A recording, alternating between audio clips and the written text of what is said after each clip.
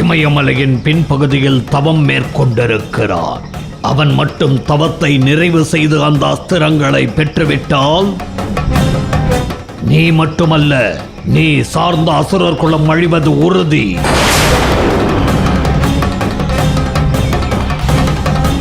அவ்வளவு சக்தி வாய்ந்தவனா அவன்? அவன் பெறப்போகும் அஸ்திரங்கள் அவ்வளவு சக்தி வாய்ந்தவை. அர்ஜுனனுக்கு அஸ்திரங்களை வழங்கப் போவது தேவர்குல தலைவன் இந்திரன். தேவர் குலத்துக்கும் அசுரர் குலத்துக்கும் எப்போதுமே தீரா பகை உண்டு. அஸ்திரங்களை கொடுப்பவன் உங்களை அழிக்க சொன்னால் நன்றி கடனாய் அவனும் செய்து முடிப்பான்.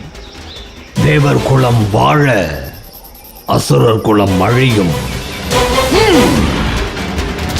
அர்ஜுனனின் தவத்தை கலைத்து அவனை அழித்தால் ஒழிய உங்கள் குலம் தப்பிக்காது. என் குலத்தை அழிக்க வல்லவன் 14 லோகத்திலும் கிடையாது. அப்படி வர நினைப்பவனை நான் விட்டு வைக்கவும் மாட்டேன். இப்போதே சென்று அர்ஜுனனின் கதையை முடிக்கிறேன்.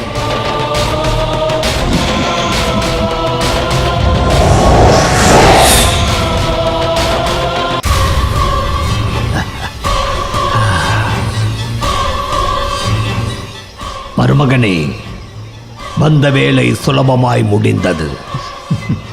அர்ஜுனனின் அழிவு தீர்மானிக்கப்பட்டு விட்டது.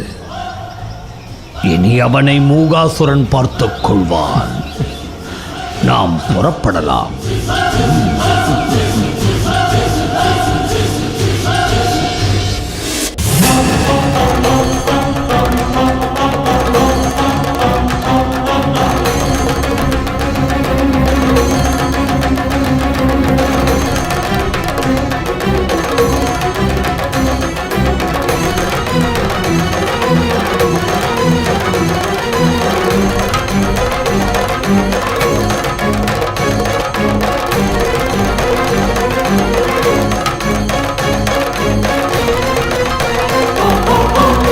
அர்ஜுனா, தவத்தில் மூழ்கியிருக்கிறாயா? திவ்யாஸ்திரம் பெறும் உன் எண்ணம் ஈடேறாது. பன்றி உருவம் எடுத்து இப்போதே உன் உயிரை குடிக்கிறேன்.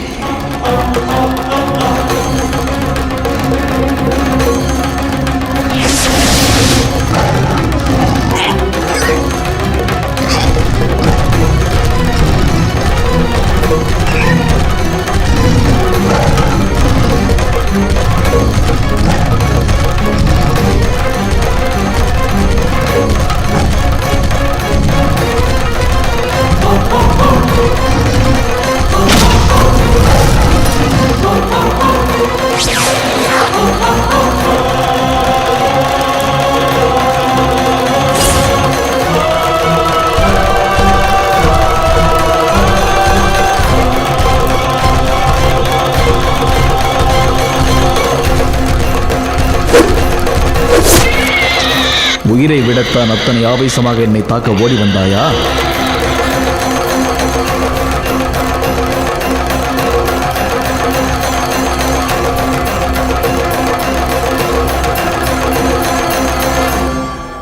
என்ன இது? நான் ஒரு அம்பைத்தானே எய்தேன். பன்றியின் உடலில் எப்படி 2 அம்புகள் இருக்க முடியும்? முதலில் அம்பை எய்து பன்றியின் உயிரை எடுத்தது நான் தான். ஆகவே பன்றி எனக்கே சொந்தம். என்ன உளறுகிறாய்? என்னை தாக்க வந்த பன்றியை கொல்வதற்காக நான் எய்த அம்பில்தான் அது உயிரை துறந்திருக்கிறது. அது உன் பிரம்மை. இறந்து கிடப்பது காட்டுப்பன்றி. அதன் உயிரை எடுக்கும் சக்தி உனக்கோ உன் அம்பிற்கோ கிடையாது. நான் யார் என்று தெரியாமல் பிதற்றுகிறாய். வில்லுக்கு விஜயன் என்று பெயர் எடுத்த அர்ஜுனன் நான். துரோணாச்சாரியாரின் சீடன்.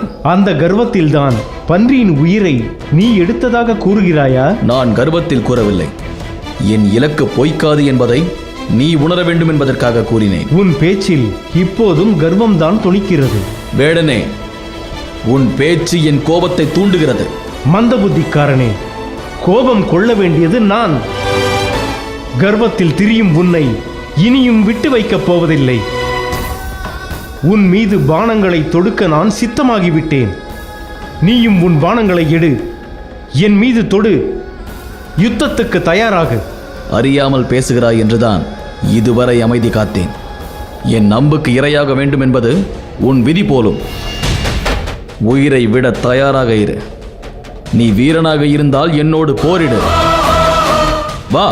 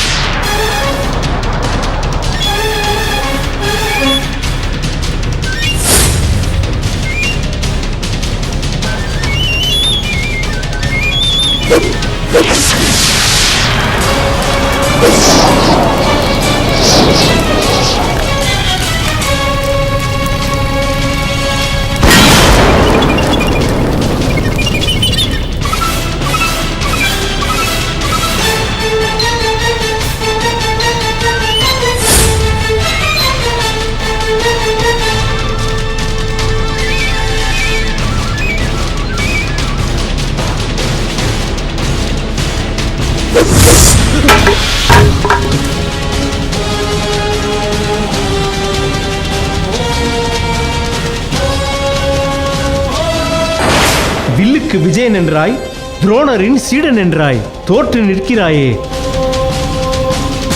வில் இல்லாவிட்டால் என்ன? என்னோடு மற்போர் புரியவா?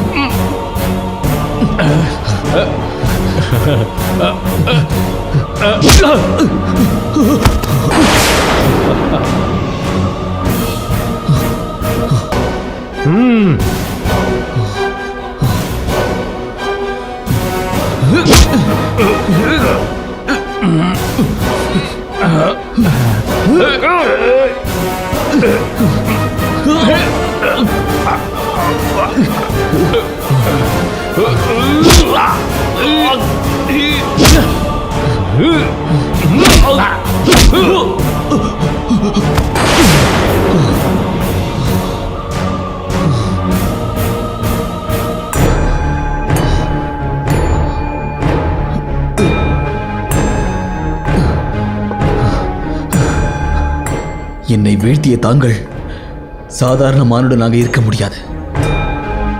தாங்கள் யார்?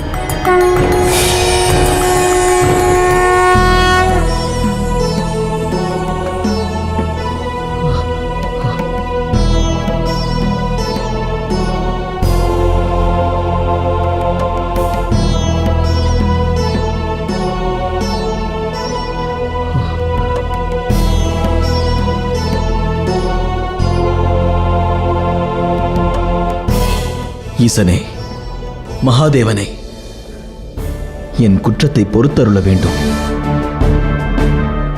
உம்மை தரிசிக்க விருப்பம் கொண்டவனாகி ரிஷிகளின் இருப்பிடமானதும் உமக்கு பிரியமானதுமான இந்த இடத்தை அடைந்தேன். என் அறியாமையாலும் ஆலோசிக்காததாலும் யாம் உம்மோடு செய்த யுத்தம் முதலிய குற்றங்களை பொறுத்தருள வேண்டுகிறேன் பகவானே. அர்ஜுனா, உன்னை கோபமுற செய்ததும் யுத்தத்திற்கு அழைத்ததும் எமது திருவிளையாடலே. என் ஸ்பரிசம் உன் மீது பட வேண்டும் என்பதற்காகவே அவ்வாறு விளையாடினேன். இப்போது உன்னுடைய தேஜஸும் பராக்கிரமமும் எனக்கு சமமாக சித்தமாயிற்று.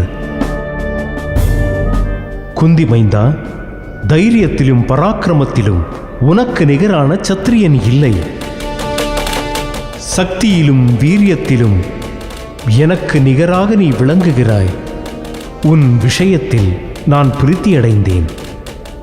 உனக்கு வேண்டிய வரத்தை கேள்.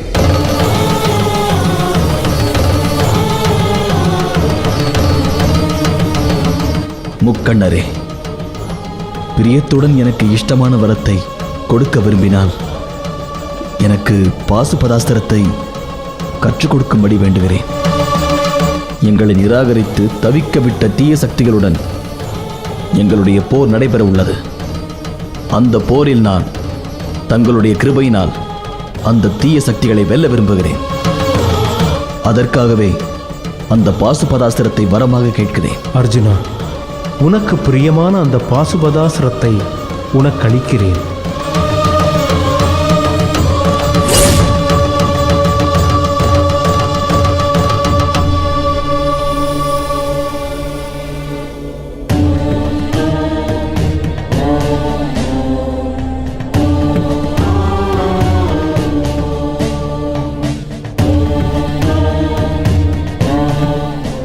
அர்ஜுனா, அஸ்திரத்தை பிரயோகிக்கும் போது கூற வேண்டிய மந்திரத்தையும் திரும்ப அழைக்கும் போது கூற வேண்டிய மந்திரத்தையும் நான் உனக்கு உபதேசிக்கிறேன்.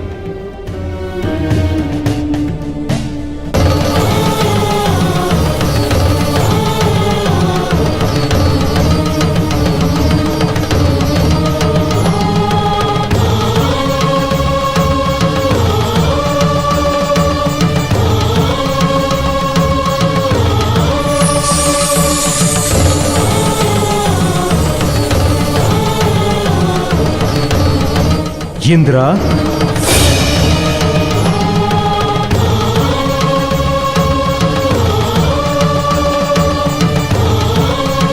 இந்திரா, எனது ஸ்பரிசம் பட்டதால் சொர்க்கத்திற்கு செல்லும் தகுதி பெற்றவனாவான் அர்ஜுனன். ஆகவே இந்த குந்தி மைந்தனை சொர்க்கம் அழைத்துச் சென்று உன் சத்துருக்களை இவன் மூலம் வீழச் செய்து அவன் வேண்டும் திவ்யாஸ்திரங்களை அவனுக்கு அருள்வாயாக. தங்கள் சித்தம் என் பாக்கியம். நலம் உண்டாகட்டும்.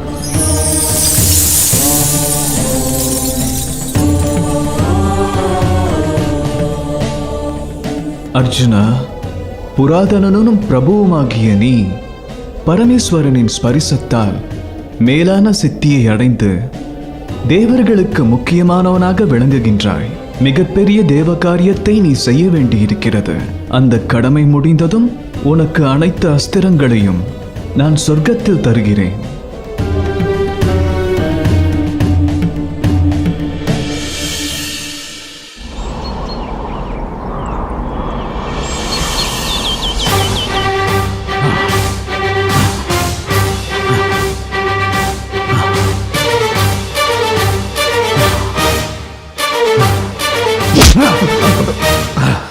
துரியோதனா, ஏன் இத்தனை பதற்றத்தோடு வருகிறாய்? மாமா, அந்த ஒற்றன் கூறியதை கேளுங்கள்.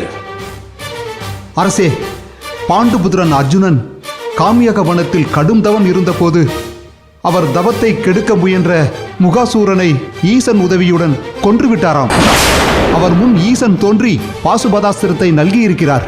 அர்ஜுனனுக்கு இந்திரன் வஜ்ராயுதத்தையும் யமராஜன் தண்டத்தையும் வர்ணன் குபேரன் ஆகியோர் திவ்யாஸ்திரங்களையும் வழங்கியிருக்கிறார்கள்.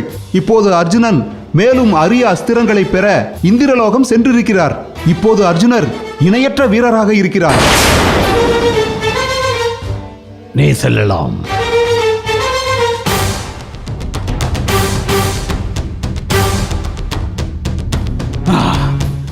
மாமா, பாண்டவர்களை ஆண்டிகளாக்கி காட்டிற்கு அனுப்பினோம். ஆனால் அந்த எத்தர்கள் தவமிருந்து அஸ்திர சஸ்திரங்களை அள்ளி குவிக்கின்றனர். இதை எப்படிதான் தடுப்பது? மருமகனே, பாண்டவர்கள் பாண்டுவுக்கு பிறந்தவர்கள் அல்ல, தேவர்களுக்கு பிறந்தவர்கள் என்று குறையாக கேலியாக கூறுவாயே, அந்த குறையே இன்று அவர்களுக்கு நிறைவாகிவிட்டது. தேவர்கள் பாண்டவர்களுக்கு அஸ்திரங்களை அளிப்பதை நம்மால் எப்படி தடுக்க முடியும்? இந்த பிரச்சனைக்கு தீர்வுதான் என்ன? யுத்தத்தில் வெற்றி பெற நம் பலத்தை விட எதிரிகளின் பலத்தை குறைப்பது ஒரு வழி. அது முடியாத பட்சத்தில் நம் பலத்தை எதிரியின் பலத்தை விட அதிகமாக பெருக்கிக் கொள்வதே சிறந்த வழி. சரியாக சொன்னீர்கள் மாமா. அர்ஜுனனுக்கு நிகரானவன் கர்ணன் ஒருவனே. அஸ்திரங்களை பெறும் மனோதிடமும் தவமும் நிச்சலமான சிந்தனையும் ஒருங்கே பெற்றவனும் கர்ணனே.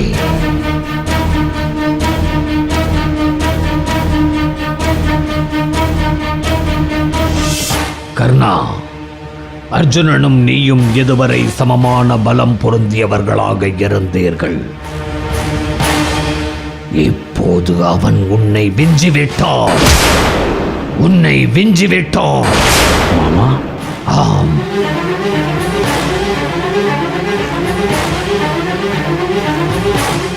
அர்ஜுனன் வசம் ஏற்கனவே பிரம்மாஸ்திரம் இருக்கிறது. அதற்கு இணையாக உன்னிடம் நாகாஸ்திரம் இருக்கிறது என்ற நம்பிக்கையோடு இருந்தோம். இப்போது அர்ஜுனன் உன்னை முந்திச் சென்று விட்டான். மாமா, இதை நான் சற்றும் எதிர்பார்க்கவில்லை. இப்போது நான் என்ன செய்வது? உடனே நீ பிரம்மாஸ்திரத்தை கற்றுக்கொள்ள வேண்டும். மாமா, பிரம்மாஸ்திரத்தை குரு துரோணாச்சாரியாரும் பீஷ்மாச்சாரியாரும் முறையே அறிவார்கள். அவர்கள் கர்ணனுக்கு பிரம்மாஸ்திரத்தை போதிப்பார்களா? ஒருபோதும் மாட்டார்கள். துரோணருக்கு கர்ணன் மீது குலதோஷம் உள்ளது. கர்ணனை அவர் இதுவரை சத்திரியனாக ஏற்றுக்கொள்ளவில்லை. ஆகவே அவர் பிரம்மாஸ்திரத்தை கர்ணனுக்கு போதிக்க மாட்டார். பீஷ்மாச்சாரியார் கர்ணனிடம் குலதோஷம் பார்ப்பதில்லையே. உண்மைதான். ஆனால் பீஷ்மாச்சாரியார் ஒருவேளை கர்ணனுக்கு பிரம்மாஸ்திரத்தை கற்றுக் கொடுத்தால் அது பாண்டவர்களுக்கு எதிராக திரும்பும் என்பதை அவர் நன்கு அறிவார். ஆகவே அவரும் கற்றுத்தர மாட்டார். அப்படியானால் இவர்கள் இருவரை தவிர பிரம்மாஸ்திரத்தை கற்றுத்தர வல்லவர் யார்? பரசுராமர் ஒருவரே. ஆமா, என்ன சொல்கிறீர்கள்? பரசுராமர் சத்திரியர்களின் பரம வைரி. சத்திரியர்களை அழிப்பதே தன் வாழ்நாள் லட்சியமாக கொண்டவர். அவர் எப்படி பிரம்மாஸ்திரத்தை எனக்கு போதிப்பார்? கர்ணா, நீ மனது வைத்தால் நிச்சயம் போதிப்பார். என்ன சொல்கிறீர்கள்? மாமா, என்ன கூறுகிறீர்? கர்ணன் நந்தனாக உருமாற வேண்டும். பரசுராமரிடம் பிரம்மாஸ்திரத்தை கற்றுக்கொள்ள வேண்டும். மாமா, என் அங்கமெல்லாம் தீயினால் சுட்டாலும் என் வாயிலிருந்து பொய்யுரை வராது. அப்படி இருக்கையில் நான் எப்படி பரசுராமரிடம் நான் அந்தணன் என்று பொய்யுரைக்க முடியும்?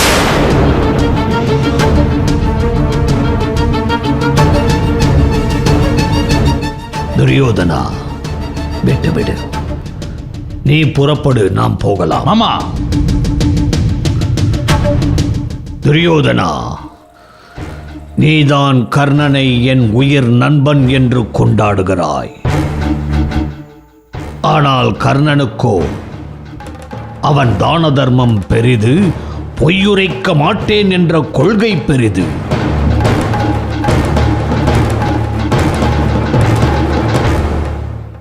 இனி இங்கு நமக்கென்ன வேலை? புறப்படா.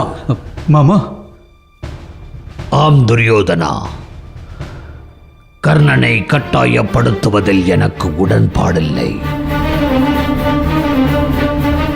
நில்லுங்கள்.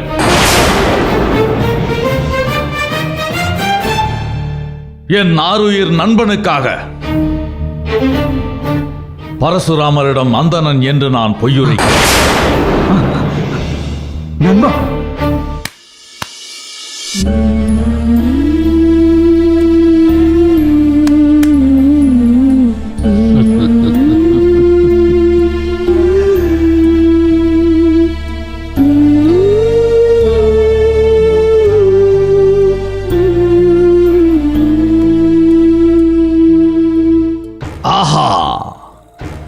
நட்பென்றால் எதுவல்லவோ நட்பு. கர்ணனைப் போல் ஓர் நண்பன் கிடைக்க நீ கொடுத்து வைத்திருக்க வேண்டும் துரியோதனா, கொடுத்து வைத்திருக்க வேண்டும்.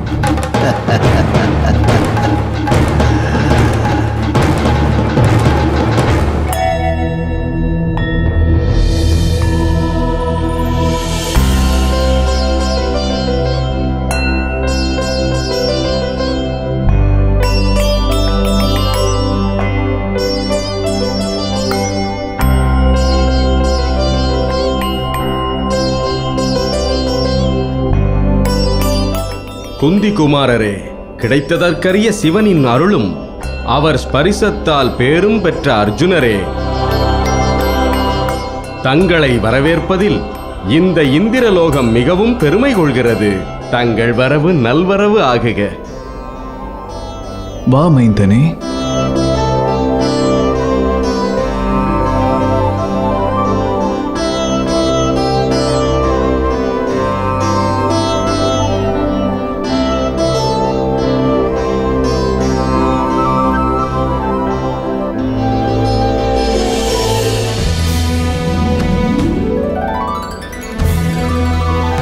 மைந்தனே, எனது ஆசனத்தில் எனக்கு நிகராக அமர்ந்து கொள்ள உனக்கு இடமளிக்கிறேன். அதற்கான அத்தனை தகுதியும் பெற்றவனாவாய் நீ. இதில் நான்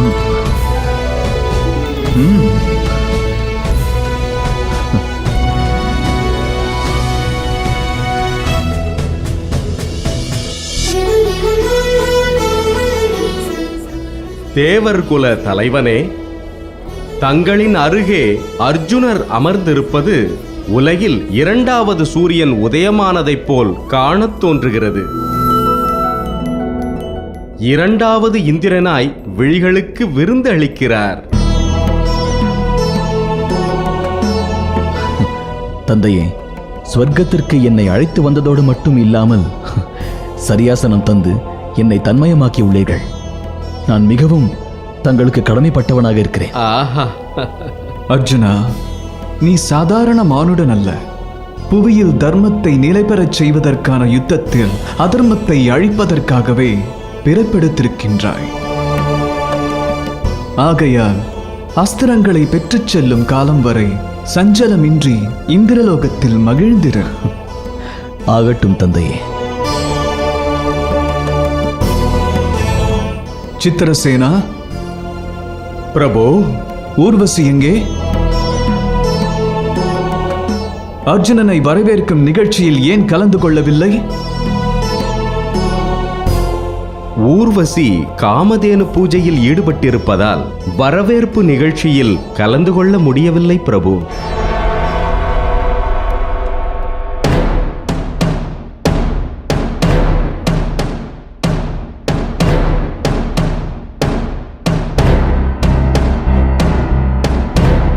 கர்ணா, உடனே நீ பிரம்மாஸ்திரத்தை கற்றுக்கொள்ள வேண்டும்.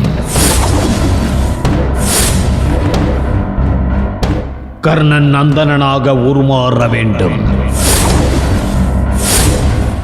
பரசுராமரிடம் பிரம்மாஸ்திரத்தை கற்றுக்கொள்ள வேண்டும்.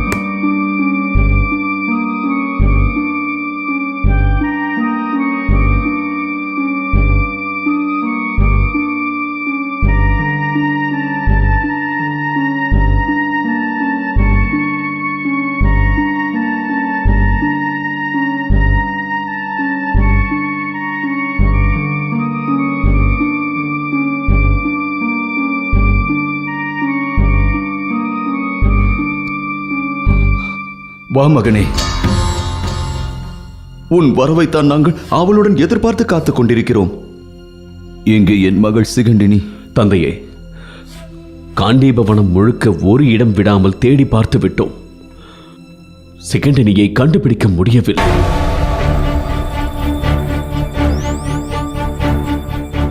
அப்படி என்றால் காண்டீப வனத்தில் நம் மகளை கண்டதாக ஒற்றர்கள் கூறியது பொய்யா? அரசே, ஆண்மையை தேடிச் சென்ற நம் மகள் ஒரே இடத்தில் வசிப்பாள் என்று தாங்கள் எப்படி எதிர்பார்க்கிறீர்கள்?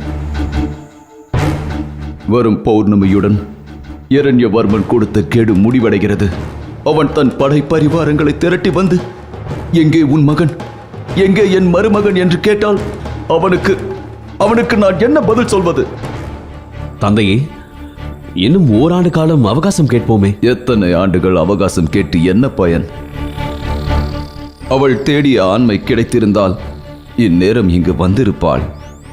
அவள் தேடியது கிடைக்கவில்லை. அப்படியென்றால் வரும் பௌர்ணமி அன்று நமது நிலை என்ன அரசே?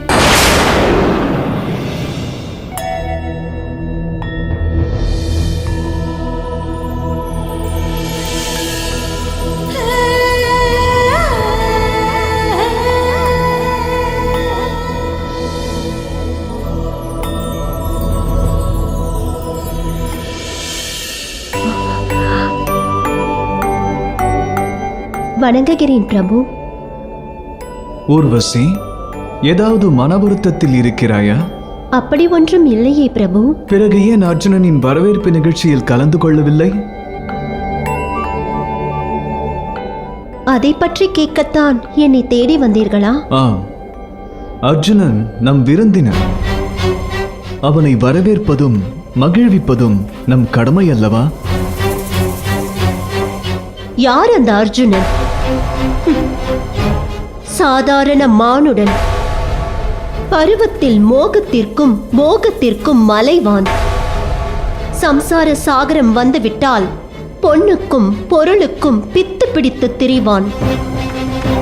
மண்ணரிக்கப் போகும் உடல் என்பதை அறியாமல் அந்த மண்ணுக்காக அடித்துக்கொண்டு சாவான்.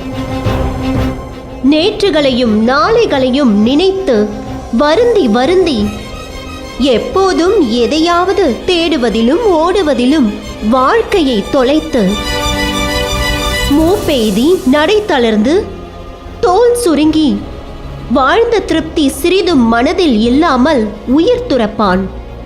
இறுதியில் அவன் ஈன உடலை புழு தின்னும். நாம் அப்படியா? நாம் யார்? தேவர்கள். மூப்பும் இறப்பும் மற்றவர்கள். என்றென்றும் 16 வாழ்வாங்க வாழ்பவர்கள்.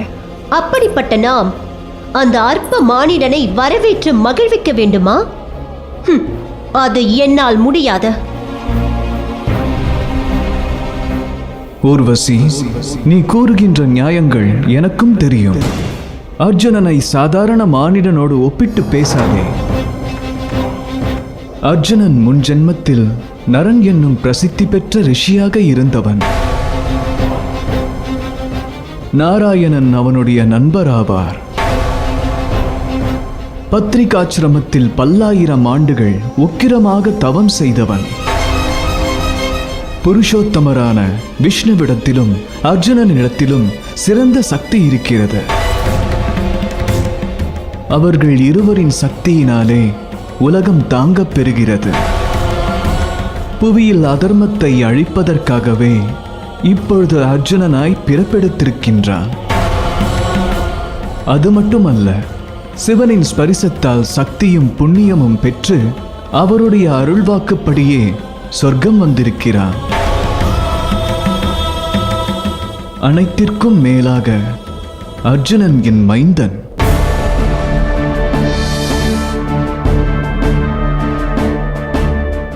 குந்திக்கு பிறந்தவன்.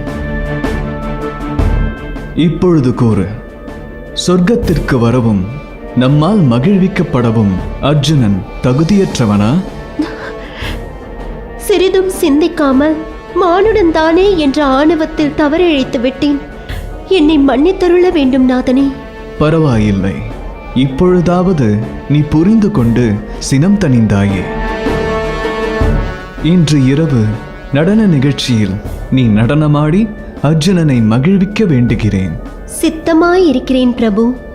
நல்லது, வருகிறேன்.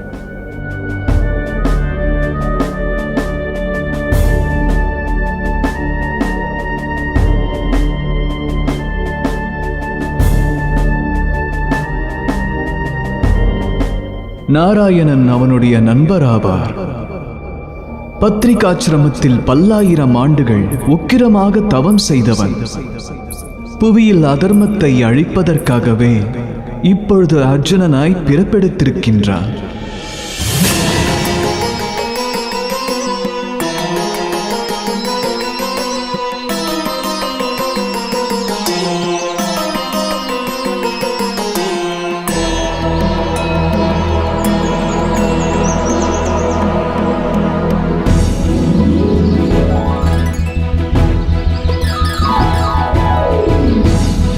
சூரிய தேவனே, என்னோடு ஒட்டி பிறந்த கவசமும் குண்டலமும் தேவையான தருணத்தில் தோன்றி மறையும் வரத்தை எனக்கு தந்துருள வேண்டும்.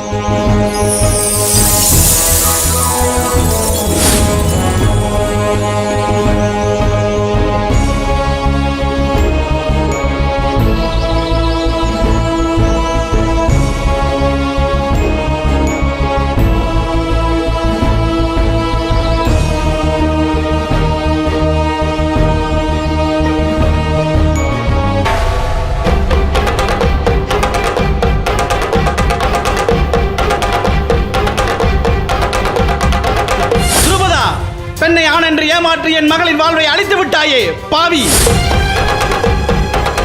என்ன துரோகம் என்பதை நான் அறிந்து கொள்ளலாமா? பெண்ணுக்கு ஆண் வேடமிட்டு என் மகளை திருமணம் செய்து வைத்து விட்டான். இந்த உண்மை வெளிச்சத்திற்கு வந்தவுடன் அந்த பேடி எங்கோ ஓடி ஒளிந்து விட்டான். இரண்யவர்மா, சிகண்டி பெண் என்பதை உன்னால் நிரூபிக்க முடியுமா? நிச்சயம் முடியும். எங்கே நிரூபி? அவன்தான் தப்பி ஓடிவிட்டானே. அப்படியானால் சிகண்டி நாடு திரும்பும் வரை காத்திருப்பதை தவிர வேறு வழி இல்லை.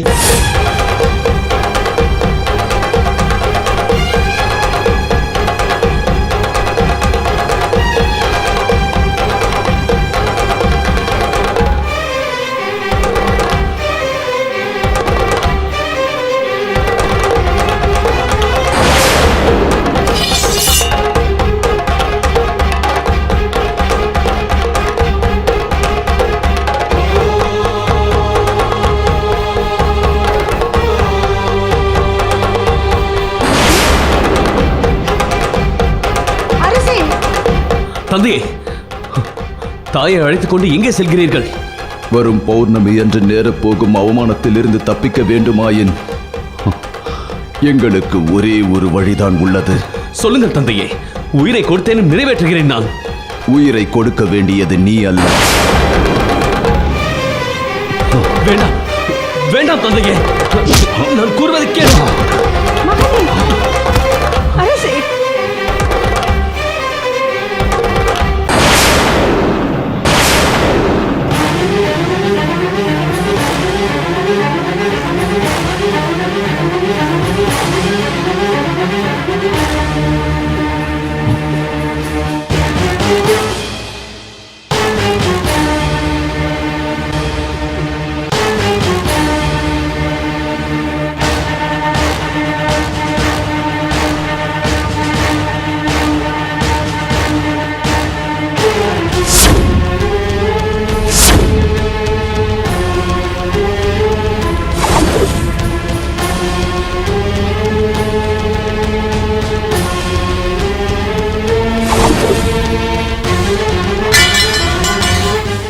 சிகண்டினி, நான் சிகண்டினி அல்ல. பிறகு சிகண்டி, உங்கள் மகன் சிகண்டி வந்திருக்கிறேன் தந்தையே. எங்கே? இன்னொரு முறை கூறு. உங்கள் மகன் சிகண்டி வந்திருக்கிறேன்.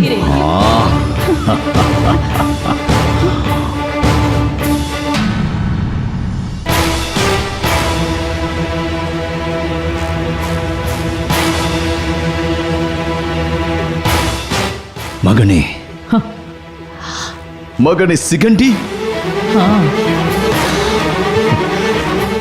மகனே சிகண்டி, என்னால் நம்ப முடியவில்லை. எனக்கு ஆச்சரியமாக உள்ளது. புருஷதை பார், நம் மகன் சிகண்டியை பார்.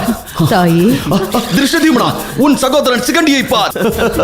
என் மகன் வந்து விட்டான், என் மகன் வந்து விட்டான். வா வா சிகண்டி, வா வா வா, இங்கு அமர்ந்து கொள், அமர்ந்து கொள்.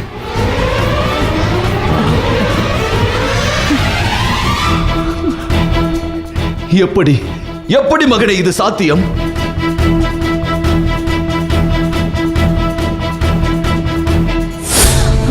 தண்ணீர்.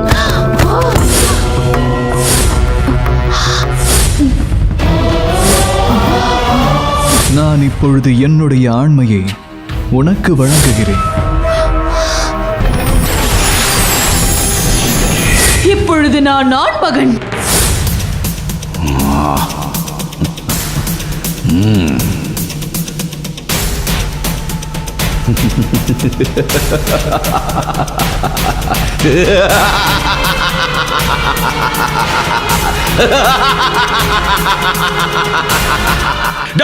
இரண்யவர்மா, வரும் பௌர்ணமி என்று என் மகன் உன் முன்னால் ஆண் சிங்கமாக நின்று கர்ஜிக்க போகிறான். அப்பொழுது எங்கேயடா வைத்துக் கொள்ளப் போகிறாய் முகத்தை?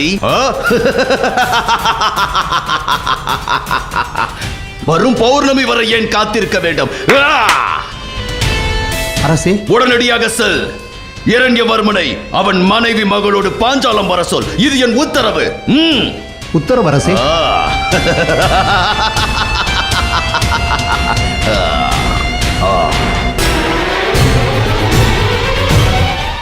மகனே, நாம் உடனடியாக ஈசனுக்கு சென்று நன்றி கூறுவோம்.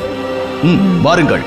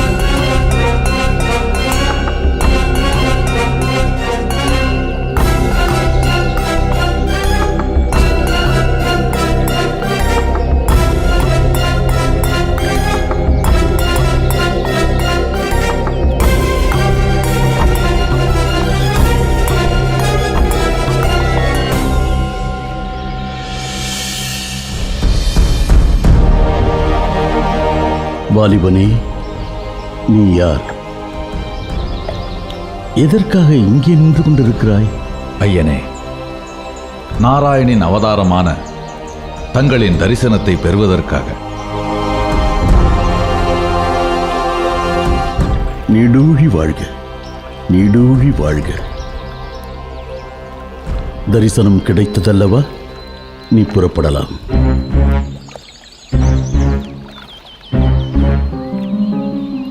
ஐயனே, பரசுராமரின் பராக்கிரமங்களை நான் அறிவேன். தங்களிடம் சீடனாக சேர வேண்டும், தங்களுக்கு தொண்டு செய்ய வேண்டும் என்பதையே என் வாழ்நாள் லட்சியமாக கொண்டுள்ளேன். ஆகவே இந்த அடியேனை தங்களின் சீடனாக ஏற்றுக்கொள்ள வேண்டும்.